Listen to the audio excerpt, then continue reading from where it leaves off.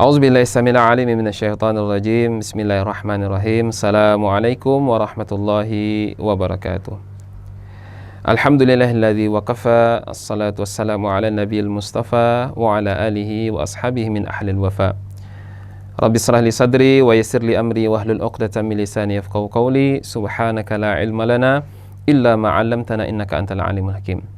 Kaum muslimin rahimani wa rahimakumullah dimanapun berada, alhamdulillah kita bersyukur kepada Allah SWT atas nikmat iman, nikmat Islam. Dan yang kedua, kita bersyukur Allah masih berikan kita umur yang panjang, sehingga pada tahun ini, di Ramadan tahun ini, kita masih diberikan kesempatan oleh Allah SWT untuk memanfaatkan dan menggunakan waktu yang sangat mulia di bulan yang suci ini untuk meminta ampun atas segala dosa-dosa kita, kesalahan-kesalahan kita.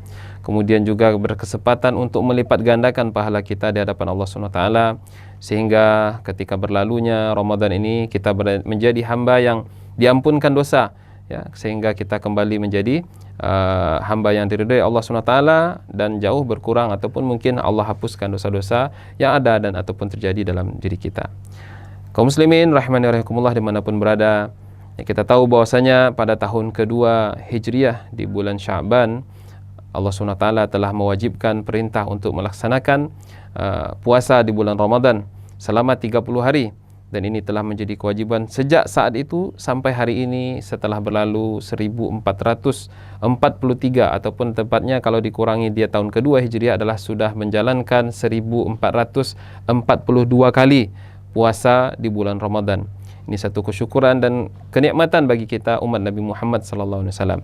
Nah, sejak itu Rasulullah SAW di dalam kehidupannya menjalani kurang lebih ada 9 kali berjumpa puasa di bulan Ramadan sampai kemudian beliau wafat di tahun ke-11 Hijriah.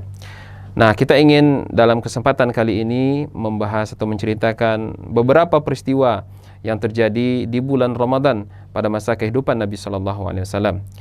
Jadi kaum muslimin rahimani wa rahimakumullah, kita lihat ada dua yang kita bahas karena sebenarnya semua peristiwa, semua keadaan pada saat Nabi SAW hidup setelah hijrah itu semuanya berharga, semuanya penting, baik di Ramadannya ataupun di luar Ramadannya. Nah, kita ingin lihat beberapa kisah yang terjadi, ya, di bulan Ramadan ini pada masa Rasulullah SAW.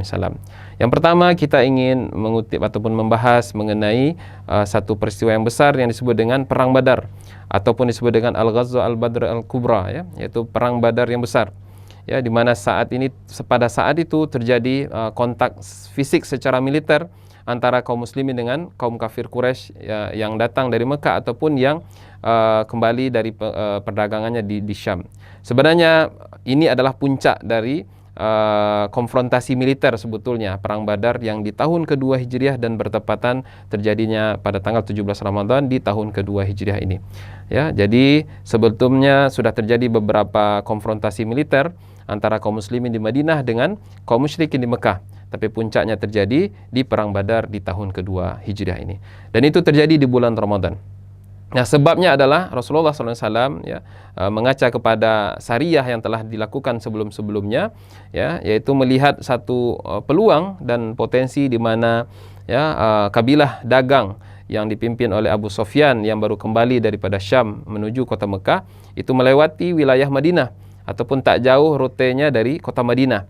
Maka Rasulullah SAW tentunya berdasarkan perintah dari Allah SWT, ya, berencana untuk mencegat kaum kafir Quraisy ini, ya, untuk menunjukkan satu dalam artian tujuan eksistensi kaum muslimin di Madinah. Kenapa? Kalau secara politik kita tidak menunjukkan ataupun kaum muslimin tidak menunjukkan eksistensinya, ya bisa saja tentu orang kafir Quraisy akan berencana untuk melakukan penyerangan. Karena mereka melihat perkembangan kaum muslimin di Madinah ini cukup sangat signifikan. Nah, maka ketika kemenangan didapatkan dalam perang ini, maka ini memberikan satu pukulan secara psikis dan juga secara militer kepada kaum musyrikin supaya tidak memandang remeh kepada kaum muslimin yang ada di Madinah. Nah, dan alhamdulillah pada Perang Badar ini Allah berikan kemenangan kepada kaum muslimin. Meskipun secara jumlah 319 orang yang ikut di dalam Perang Badar ini melawan hampir 1000 orang kaum musyrikin, gitu. Tapi berkat kemudahan Allah SWT seperti yang Allah firmankan dalam surah Ali Imran, ya, walaqad nasarakumullah bi badrin wa antum adillah, ya, fattaqullaha la'allakum tashkurun, ya.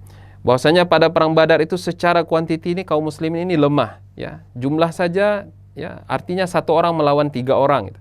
Tapi berkat pertolongan Allah SWT, kaum muslimin pada perang Badar ini berhasil mengalahkan kaum musyrikin, kafir Quraisy yang datang dari Mekah. Dan yang kedua, ketika kita membincangkan hubungannya dengan Ramadan, kaum muslimin melakukan ataupun terlibat di dalam peperangan ini dalam keadaan puasa. Karena kita tahu pada tahun kedua Hijriah itu puasa Ramadan ini telah diwajibkan. Nah, coba bayangkan atau bandingkan dengan keadaan kita hari ini dalam keadaan berpuasa, tidak makan, tidak minum, kemudian berperang gitu. Ya, jangankan berperang, bekerja keras saja satu hari, mungkin ya banyak di antara kita kaum muslimin yang mengambil keringanan ya, untuk tidak berpuasa ataupun menggantinya, ataupun mengambil istilahnya adalah mengambil rukhsah. Ya, misalkan safar, kita keluar kota sebagainya. Padahal hari ini safar mungkin sudah sangat mudah ya, dengan kendaraan dan sebagainya. Nah, inilah tantangan yang kita jumpai pada masa Rasulullah SAW, ataupun dijumpai oleh kaum muslimin pada masa itu, berpuasa ya, berperang di dalam keadaan berpuasa gitu. Nah, maka kemenangan ini mungkin juga barakah dari Allah SWT atas usaha dari kaum muslimin yang bagaimanapun dalam keadaan susah sekalipun mereka tetap menjalankan ibadah puasa sebagai kewajiban kepada Allah SWT. Nah, ini kita tahu bahwasanya perang Badar ini ya menorehkan sejarah yang sangat besar. Bahkan para ahli Badar ini mendapatkan semacam garansi ya di dalam kisah-kisah setelahnya itu, baik ya yang diberi kabar tentang surga ataupun diberikan privilege di dalam berbagai hal ketika diketahui bahwa seseorang itu dulu adalah ahli Badar gitu. Nah, ini adalah salah satu kelebihan yang kita jumpai dari peristiwa Badar. Kemudian yang kedua yang ingin kita petik, peristiwa yang terjadi pada masa Rasulullah SAW di bulan Ramadan ini adalah peristiwa Fathu Makkah ataupun pembebasan kota Mekah.